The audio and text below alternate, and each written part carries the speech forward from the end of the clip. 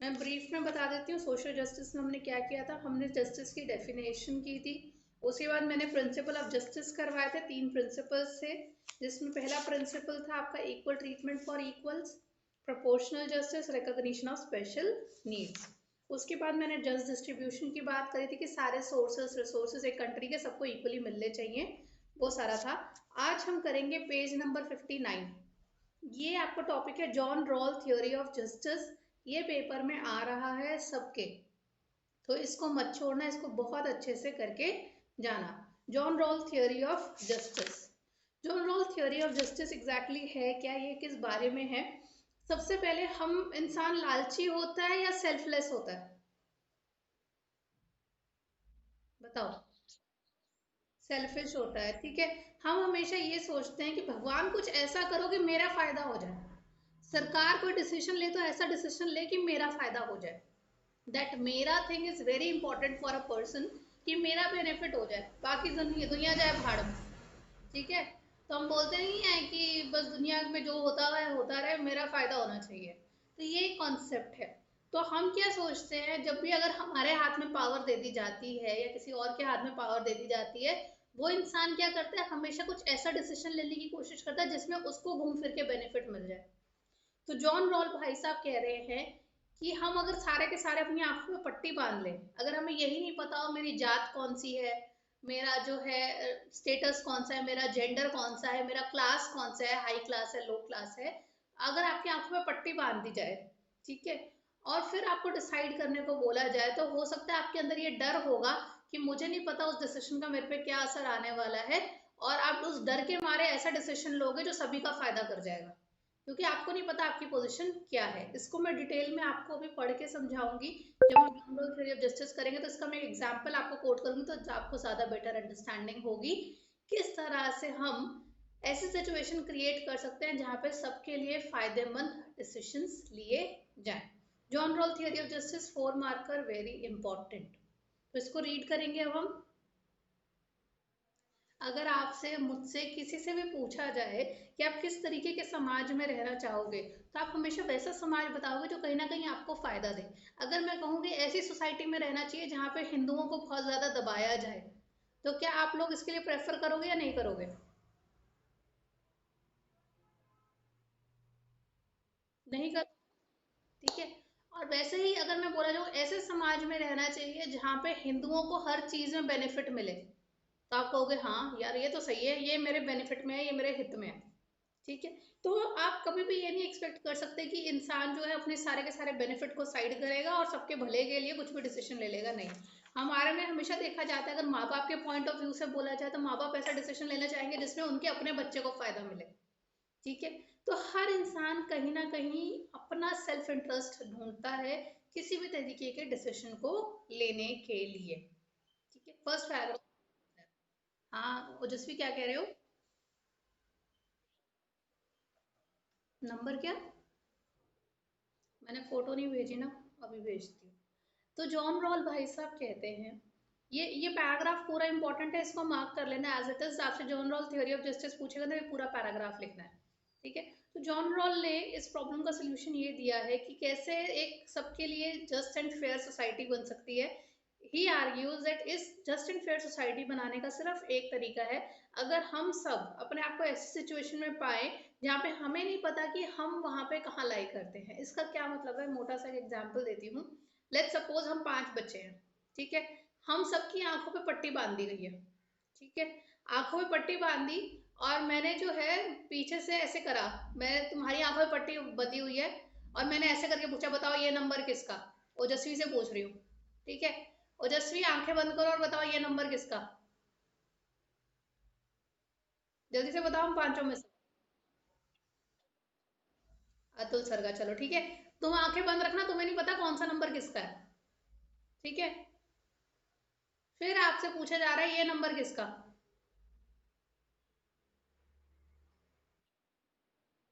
ठीक है, ये नंबर किसका? ये नंबर संचित सिक्का का। और भाई लड़कियां जो क्लास में, उनका नाम लो। ये किसका?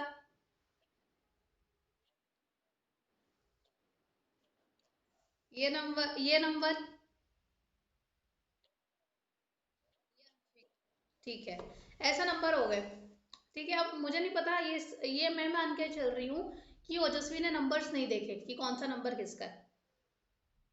ठीक है, अब मैं ओजस्वी से बोलती हूँ कि जो सेंटर के दो नंबर हैं, सेंटर के दो नंबर हैं, उनको जो है क्या पनिशमेंट मिलनी चाहिए, उनको पनिशमेंट मिलना चाहिए कि उनको रिवॉर्ड मिलना चाहिए, उनको एक प्लेट चॉकलेट आइसक्रीम मिलनी चाहिए या दो डंडे मिलने चाहिए?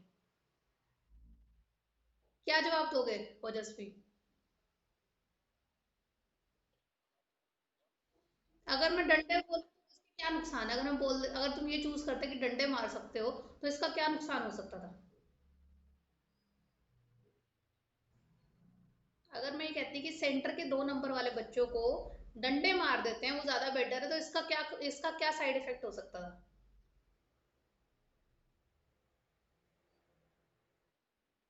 इसका साइड इफेक्ट ये हो सकता, टीचर, वो नंबर ओजस्वी का खुद भी निकल सकता था। तो हो सकता था कि ओजस्वी ने बिना जाने अपने आप के लिए डंडे ले लिए। ठीक है, तो ओजस्वी को ये डर था कि उसको नहीं पता कि उसकी पोजीशन क्या है, उसका नंबर क्या है। ठीक है, तो अब ओजस्वी के अंदर ये डर रहेगा कि अगर मैं कुछ नेगेटिव मांगता हूँ तो हो सकता है वो नेगेटिव मेरे पास ही आ जाए, है ना? तो instead of saying the negative he said कि पॉजिटिव दे दो। इसका क्या फायदा हुआ, ओजस्वी को उसकी पोजीशन नहीं पता थी, तो खुद नेगेटिव ना लेने के चक्कर में उसने सभी को पॉजिटिव दिला दिया। समझ आया? यही John Rawl theory of justice है।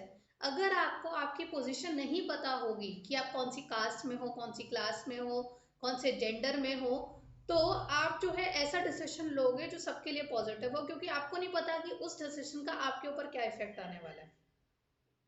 समझ आया?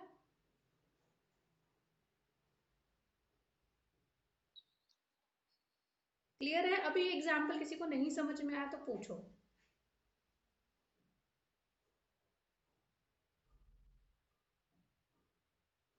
कोई पूछ लो।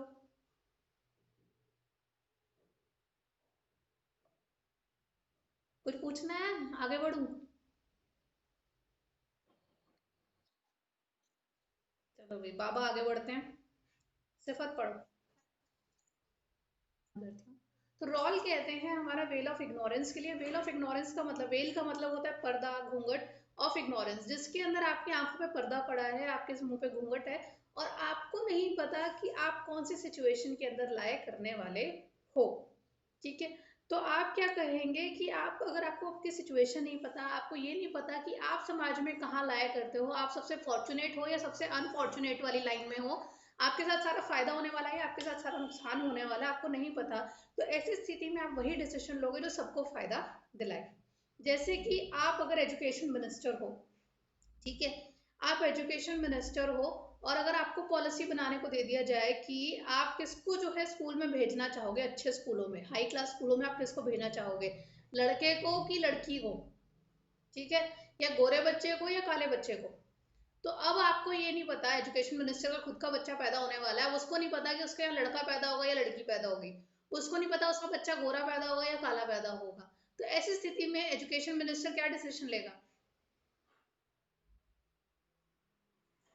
क्या डिसीजन लेगा कि हर बच्चे को अच्छे स्कूल में भेजो, क्योंकि पता चला उसने बोला लड़की अच्छे स्कूल में जाएगी और लड़का अच्छे स्कूल में नहीं जाएगा, तो उसके लड़का हो गया, फिर उसको पता चला उसी का बच्चा अच्छे स्कूल में नहीं जा रहा।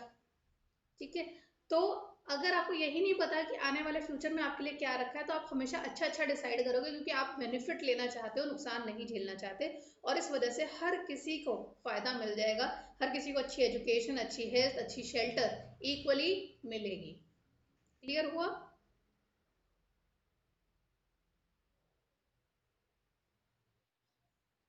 Anshika, next paragraph. तो इसमें ये लिखा हुआ है कि हम ऐसा नहीं कह रहे हैं, या हम ऐसा नहीं मानते कि हर कोई सेल्फ सेक्रीफाइसिंग हो सकता है, या हर कोई जो है दूसरे का भला सोचेगा और अपने फायदे को दूसरे के साथ बांटेगा। हम नहीं मानते। अगर कोई ऐसा करता तो हम उसे हीरो बोलते हैं, ये तो हीरो है, अपनी चीजें दूसरों के साथ शेयर कर रहा है, अपनी पावर, अपनी पैसे को दूसरों के साथ शेयर कर रहा है, ऐसा बंदा तो हीरो है। तो हम हीरोइज्म के साथ कनेक्ट करते हैं उस इंसान को, जो दूसरे के साथ अपने फॉर्च्यून को बांटने को तैयार हो जाता है। और हमें नहीं लगता कि हर कोई ऐसा कर सकता है, तो इसमें हमने कहा भी नहीं कि आप अपने सिर्फ अपने लिए, बोलते कि अपनी फायदे दूसरे के साथ बांटो। इसमें हम सिंपल ये कहते हैं आप जैसे हो वैसे रहो, बस आपकी आंखों के ऊपर पर्दा पड़ा है। आपको नहीं पता कि आपकी सिचुएशन में आपको क्या मिलने वाला है क्या नहीं। जब आपको नहीं पता होता है ऐसे डिसीजन में आप सोचते अपना ही हो कि मेरा फायदा हो जाए, पर आपको अपनी सिचुएशन नहीं पता होती, तो इस चक्कर में आप ऐसा डिसीजन ले लेते हो कि वो आपके साथ साथ चार लोगों को और फायदा करके चलता है। समझ में आया? जब एजुकेशन मिनिस्टर ने ये कह दिया कि हाँ सभी को अच्छे स्कूल में जाना है, तो वो तो सिर्फ अपने बच्चे का सोच रहा था कि मेरे बच्चे को अच्छा स्कूल मिले, पर उसके चक्कर में हर बच्चे को अच्छा स्कूल मिल गया। समझ आया? समझ आया? ठीक है।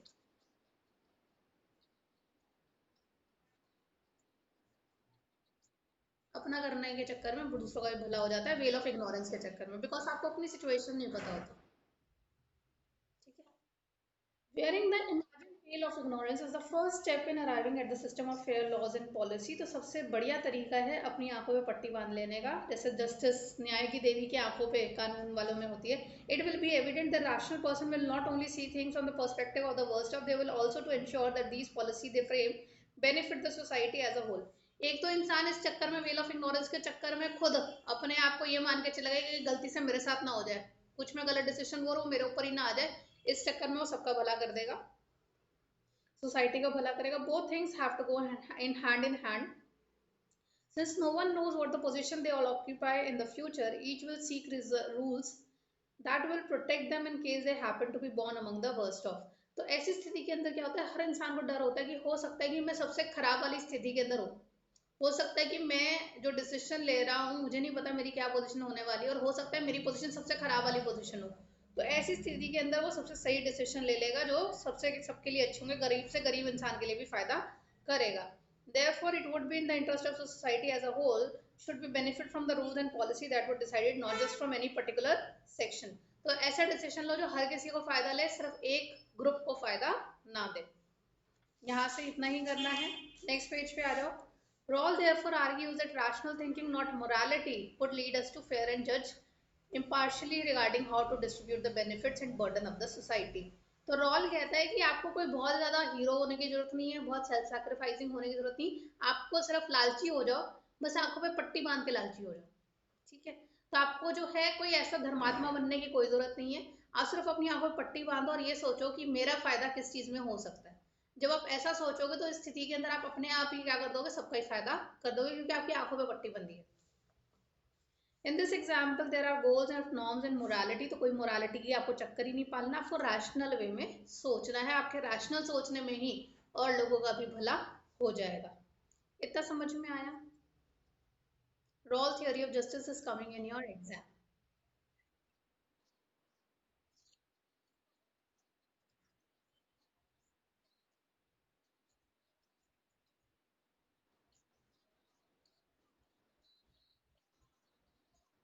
रैशनैलिटी।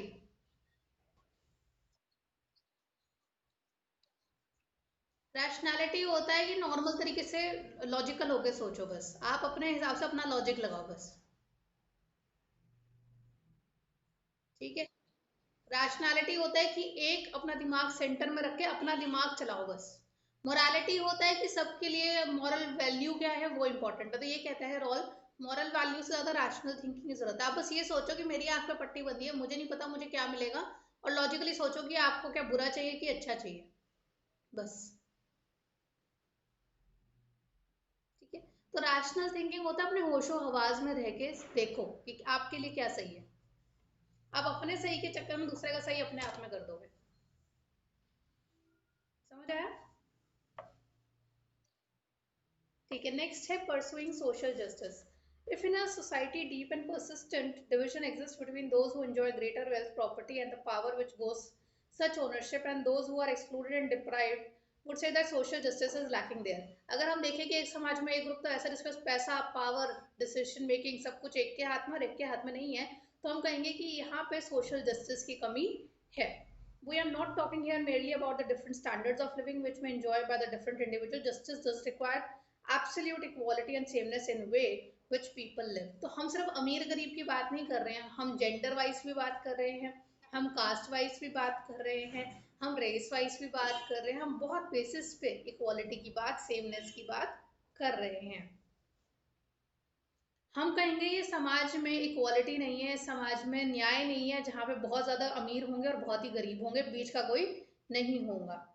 ठीक है, उससे क्या होगा, बहुत ज्यादा अमीर और गरीब होने से क्या होगा कि उनकी बेसिक मिनिमम कंडीशंस में भी बहुत ज्यादा अंतर आ जाएगा, उनकी हेल्थ में, उनके टैलेंट में, हर चीज में बहुत ज्यादा अंतर आ जाएगा। Next paragraph, how can we decide what are the basic minimum condition of life needed by people. हम कैसे डिसाइड कर सकते हैं कि हर इंसान को जीवन यापन करने के लिए मिनिमम ये चीजें तो मिलनी ही चाहिए, ये हम कैसे डिसाइड कर सकते हैं।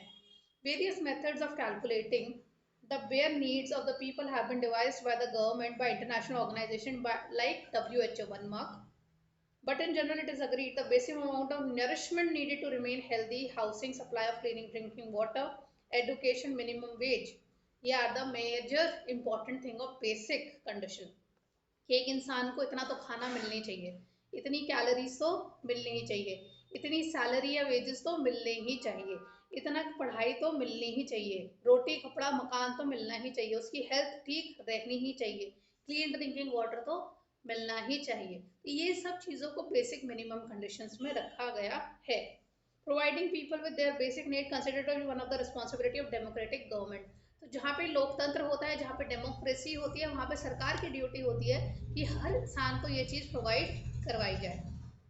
ठीक है, however providing such basic condition to life to all citizen pose a heavy burden, but ये सब कुछ आम जनता को प्रोवाइड करवाने में सरकार का बहुत सारा पैसा जाता है, और ये पैसा उनके पास कहाँ से आता है, लोगों के टैक्सेस वगैरह लेकर आता है। और ये हिंदुस्तान की सरकार के लिए बहुत बड़ा टास्क है, क्योंकि हिंदुस्तान में गरीब की संख्या बहुत ज्यादा है एज कम्पेयर टू अमीर की संख्या।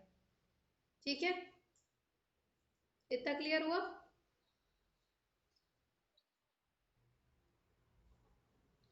पेज 63, नेक्स्ट पैराग्राफ, अगर हम ये भी माने कि ये सरकार की ड्यूटी होती है कि गरीबों की मदद करना और हर तरीके की इक्वालिटी हर बंदे को देना, फिर भी किस तरीके से disagreement could still arise regarding on the best method of achieving this goal.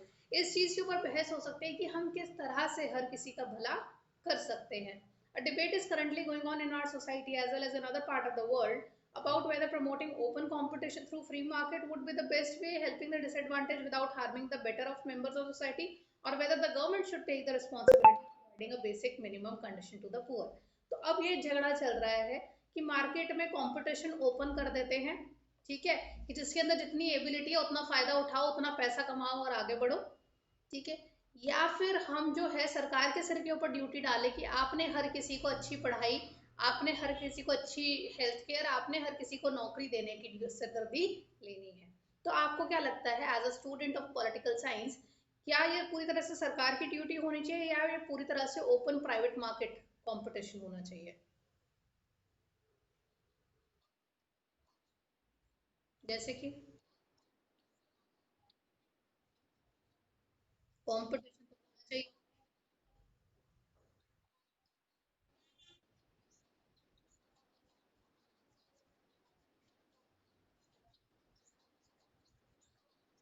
Hmm,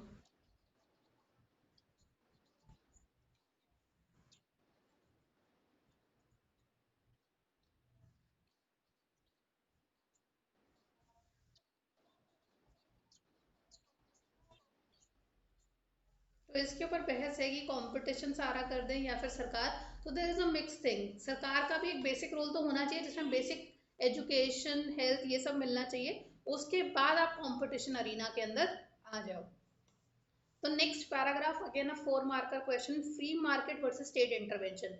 free market होता है प्राइवेट कंपटीशन और स्टेट इंटरवेंशन होता है सरकारी इंटरफेरेंस, सरकारी रिलेशन, जो भी सरकार की ड्यूटी होगी। ठीक है, तो क्वेश्चन यही उठता है, क्या सब कुछ प्राइवेट अरीना के अंदर कंपटीशन में डाल देना चाहिए या सबको सरकार की ड्यूटी बना देनी चाहिए सबको इक्वली देने की। तो फ्री मार्केट के जो सपोर्टर्स हैं, या क्वेश्चन 4 नंबर के लिए करना है, वो कहते हैं कि इंडिविजुअल्स को ओपनली छोड़ दो आप। ठीक है, वो अपने आप कमाएंगे, अपना सिरदर्दी देखेंगे, अपना पढ़ेंगे, जो करना है उनको वो अपनी मेहनत से करेंगे, सरकार को सिरदर्दी लेने की कोई जरूरत नहीं है, जिसमें जितना दम होगा वो उतना हासिल कर लेगा। तो इनका मानना ये है लोगों को कंपटीशन में फ्री छोड़ देना चाहिए, और वो जो है जितना मेहनत करेंगे उनको उतना ही बेनिफिट मिलेगा। तो इंसान को जब दिख रहा है कि उसको ज़्यादा बेनिफिट मिल रहा है मेहनत करने से, तो वो और ज़्यादा मेहनत करेगा। एंड इससे क्या होगा, समाज पूरी की पूरी एक्टिव हो जाएगी, लोग ज़्यादा मेहनत करेंगे, समाज में प्रगति होगी और हर किसी को आगे बढ़ने का मौका मिलेगा। समझ आया इतना? दोज विद मेरिट, जो समझदार होंगे, जिनमें किसी तरीके की काबिलियत होगी, टैलेंट होगा, वो उनको ज़्यादा रिवॉर्ड मिलेगा, जिनमें कम काबिलियत होगी वो पीछे रह जाएंगे। ठीक है, तो ये सही भी है, जो जितनी मेहनत करता है उसको उस हिसाब से फल मिलना चाहिए। However, next paragraph, page 64, not all free market supporter today would support absolute unregulated market. हालांकि आज की डेट में ये कहते हैं कि पूरी तरह से फ्री कंपटीशन मत करो, थोड़ा सा सरकार का सपोर्ट हो जाए तो कोई दिक्कत नहीं है। Many would now be willing to accept certain restrictions. For instance, state could step in to ensure the basic minimum of standard of living to all the people so that they are able to compete on equal terms. तो कई बार सरकार जो है वो टांग अड़ा रही है कि ठीक है, जो मेरिट है वो तो लाख रुपए की सैलरी महीने की कमा लेगा, 2 लाख रुपए महीना कमा लेगा, पर जिसमें टैलेंट नहीं है, जिसके कम है, जिसका ऐसा लग रहा है कि शायद वो महीने का 1,000 रुपया भी नहीं कमा पाएगा, उसको तो सरकार के द्वारा हेल्प मिलनी चाहिए। ठीक है, सरकार उसके लिए इंश्योर करती है कि तू अगर पत्थर भी जाके तोड़ेगा, सामान उठाने का काम भी करेगा, तो हम तेरे को 8 से 10 हज़ार रुपये महीने की सैलरी दे देंगे, दिलवा देंगे। But they might argue that even here the most efficient way of providing people with the basic services might be allowed to make markets in healthcare, education and such services to develop. In other words, private agencies should be encouraged to prove such services, with state policy should try to empower people to buy those services. तो ये बोलते हैं कि हाँ, सरकार को जो है सपोर्ट दे देना चाहिए, but private schools, private hospital, private education centre, private organisations भी होनी चाहिए ताकि कंपटीशन प्रमोट हो सके। It might also be necessary for the state to give special help to the old and sick. तो जो सरकार है उसकी ड्यूटी ये होनी चाहिए कि जो बीमार है, जो बूढ़ा है, उसको हेल्प कर दो। But apart from this the role of the state should only be to maintain a framework of laws and regulation. इसके अलावा सरकार ज़्यादा टांग ना अड़ाए, सरकार सिर्फ रूल्स एंड पॉलिसीज बनाए और ज़्यादा कुछ ना करे। बाकी जो कंपटीशन वगैरह है वो फ्री होना चाहिए, एबिलिटी के हिसाब से होना चाहिए। दे maintain a free market is the basis of fair and just society. जब लोग आपस में आके कंपटीशन करेंगे तो वो ज़्यादा फेयर होगा, क्योंकि जब ओपन कंपटीशन हो जाता है तो लोग ये नहीं देखते कि आदमी है या औरत है, अमीर है या गरीब है, कौन सी जात का है। अगर आप में टैलेंट है तो आप चीज़ें हासिल कर लोगे। ठीक है, तो यूएस इस थियोरी के ऊपर बहुत बिलीव करता है। यूएस हार्डली केयर करता है कि आप आदमी हैं या औरत हैं, आप इंडियन हैं, अमेरिकन हैं, आप क्या हैं, आप में टैलेंट है, आप एक अच्छी पोस्ट हासिल कर सकते हो। होता है कि नहीं? होता है कि नहीं? इंडिया के अंदर आपकी जात, ठीक है, आपका जेंडर मैटर करता है। आप इस जात के हो तो रिजर्वेशन मिल जाएगा, आप इस जेंडर के हो तो रिजर्वेशन मिल जाएगा, आप इस ट्राइब के हो तो रिजर्वेशन मिल जाएगा। तो क्या ओपन कंपटीशन हो रहा है यहाँ पे? अभी तुम ट्वेल्थ करके 90% प्लस लाओगे, 85% प्लस लाओगे, 95% प्लस लाओगे, एडमिशन लेने जाओगे, और तुम देखोगे तुम्हें 90% के बाद भी किसी कॉलेज में एडमिशन नहीं मिल रहा है, सर्टन कॉलेजेस में जिसमें तुम जाना चाहते हो, और वहीं पे एक बच्चा 85 ला रहा है, आपके 90 हैं, आपको एडमिशन देने से मना कर दिया, और वहीं पे एक दूसरा बच्चा है क्योंकि वो रिजर्वेशन का है, उसको 83% पे, 85% पे एडमिशन मिल गया, आपको कैसा लगेगा?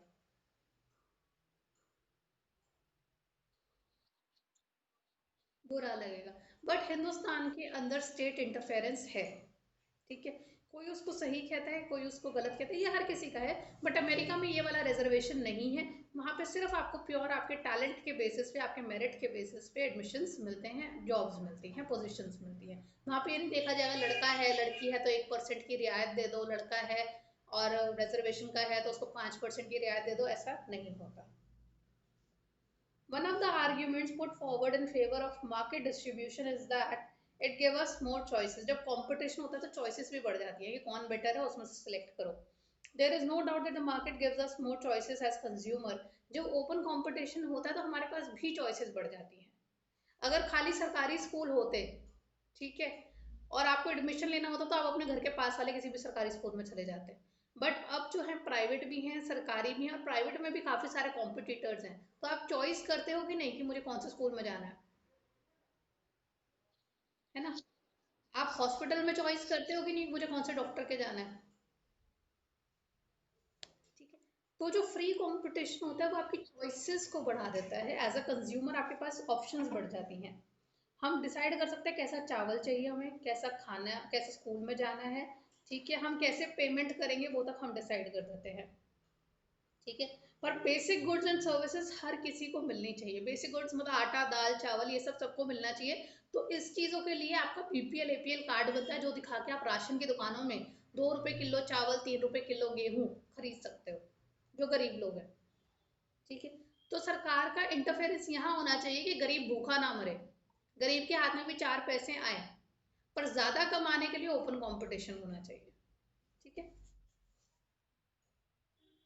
आगे कहाँ गया हम? If private agency do not find this profitable for them, तो कई बार क्या होता है, अगर आप किसी प्राइवेट कंपनी को बोलोगे, जो आपका जैसे शक्ति आटा है या और भी है, उनको बोलोगे कि सस्ते में 2 रुपए किलो आटा 3 रुपए चावल 3 रुपए किलो चावल निकाल दे गरीब के लिए, वो नहीं निकालेंगे, ठीक है। वो गरीब का नहीं सोचेंगे, वो सिर्फ प्रॉफिट मोटिव के लिए काम करेंगे। तो जहाँ पे गरीब की सोचने की बात आती है, ऐसे वर्ग के बारे में सोचने की बात आ रही है जिसके लिए कोई और नहीं सोच रहा, वहां पे सरकार का इंटरफेरेंस होना चाहिए, वहां पे स्टेट इंटरफेरेंस मैटर करती है, स्टेट इंटरवेंशन, ठीक है। तो ऐसी जगह जहाँ पे प्राइवेट एजेंसीज को प्रॉफिट नहीं दिखता, वो उस एरिया में ही एंटर नहीं करती हैं, या फिर अगर एंटर भी करती हैं तो घटिया सामान देती हैं। दैट इज वाई जो काफी आप प्राइवेट जो गांव के एरिया में देखोगे, गांव में कोई बहुत अच्छे हॉस्पिटल्स नहीं होते, गांव में बहुत अच्छे स्कूल्स नहीं होते, तो वहां पे सरकार को एंटर करना पड़ता है, हाँ सरकार को मेहनत करनी पड़ती है। Next paragraph. Another argument often heard in defense of free market and private enterprise is that quality of service they provide is often of superior to that provided by government. Government school में पढ़ना ज्यादा better है कि private? Government hospital में इलाज कराना better है कि प्राइवेट? ज्यादा कॉस्टली कौन सा है? ठीक है। तो हम ये मानते हैं कि दो इनकी सर्विसेज बहुत अच्छी होती है, अब जब भी सर्विस की बात करोगे तो प्राइवेट बेटर होता है एज कंपेयर टू गवर्नमेंट, ठीक है। बट इनकी जो कॉस्ट होती है, आप जो पे करते हो वो भी बहुत बड़ा अमाउंट करते हो as compare to government. Private business tend to go where the business would be most profitable, तो जो प्राइवेट ओनरशिप है, प्राइवेट लोग हैं, प्राइवेट बिजनेसमैन है, वो उसी एरिया में जाते हैं जहाँ पे ज्यादा उनको फायदा मिलता है। Hence free market eventually tend to work in the interest of the strong and wealthy. तो ये जो प्राइवेट कंपनीज हैं, ये उन्हीं के लिए काम करती है जिनकी जेब में पैसा होता है, पैसे वालों के लिए ये काम करती हैं, पावरफुल लोगों के लिए काम करती हैं। और जो गरीब है, जो ज्यादा फाइनेंसेस नहीं झेल सकता, उसको ये कोई सर्विसेज प्रोवाइड नहीं करते।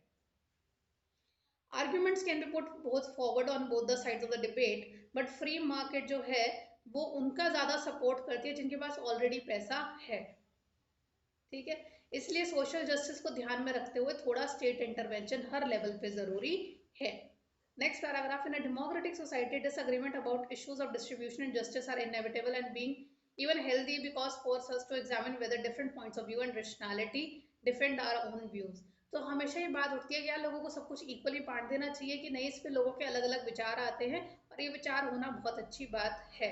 हमारे यहाँ पे बहुत तरीके की हमारे देश में सोशल और इकोनॉमिक इनक्वालिटी है, एंड हमें इसको हटाने के लिए पढ़ना होगा, समझना होगा और आर्ग्यू करना होगा कि क्या बेस्ट है।